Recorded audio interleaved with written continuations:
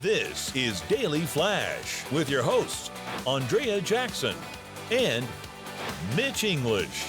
Trending news and entertainment. This is Daily Flash.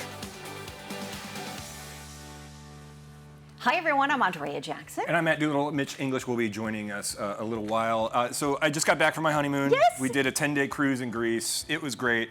And I'll show more clips of that coming up when I get through all the pictures and stuff. But the one part of it that was horrible, and I hate to sound like Jerry Seinfeld, but was the air travel. Of course. It was a 12-hour flight back. Now, it started with the dude next to me who was also on his honeymoon cranking 4 wines before we were barely in the air and deciding to have to run to the bathroom 20 times. But the other part that I noticed, and hang on, guys, real quick, let me get this chair to design. Now, I'm a bigger man. I'm 6'2", about after the cruise, 220, normal 210 fighting. Now, for some reason, I sit in this area. I have to sit in the aisle because I got a bad left knee, so I need to, especially on a 12-hour flight, I need some room. Now, the man sitting next to me, my wife and I both took aisle seats because she goes to the bathroom all the time, too.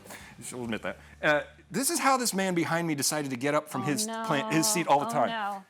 And that's you. This is me, and this is him. I know, yeah. Excuse me, sorry, excuse me.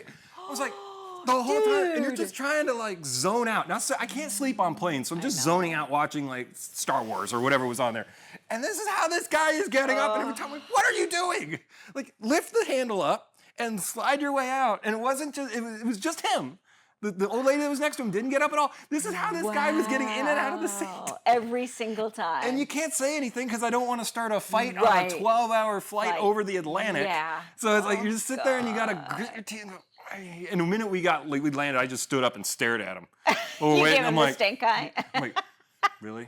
Really, dude? Really? You're going to do that for 12 hours? Why? I have no idea. Just this need to grab it. And he was about my age, so it's not like he was an older gentleman that needed to needed the brace or something. That's what I was thinking. Maybe he needed assistance. No, he was in his late 20s or early 30s. He didn't seem as hammered as the guy next to me who had his wife patting him down with a cold compress, to which my wife said, thanks for being sober-ish on the flight. I said, ish. Maybe he needed a couple cocktails. He needed something. Man, it was upsetting. I'm sorry, Matt. It's That's fine. the worst. It's fine. My back's great today. Rumors are swirling that Ben Affleck and Jennifer Lopez are headed for Splitsville after reportedly living apart. A source close to the couple says that Ben has not been staying at the couple's Los Angeles home for quite some time. Instead, he's been living at a different location while filming his latest movie, The Accountant 2. As for Lopez, she's been spending time in New York on a new movie project and serving as co-chair for the Met Gala, which she attended without Affleck. After a headline-making romance from 2022 to 2024, J-Lo and Ben hooked up again in 2021 and married the following year. Lopez recently liked a March 19th post on Instagram about relationship red flags. Affleck has said that he and Lopez have different ideas when it comes to compromise in a relationship. Well, who could have seen this coming?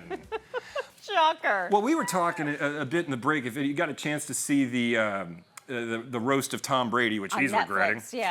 Ben was off. There was something going on. I know he said he's been sober for quite a few years. There's that video of Jennifer Garner actually dragging him to rehab because he was locked up in his house drinking himself stupid for a few months.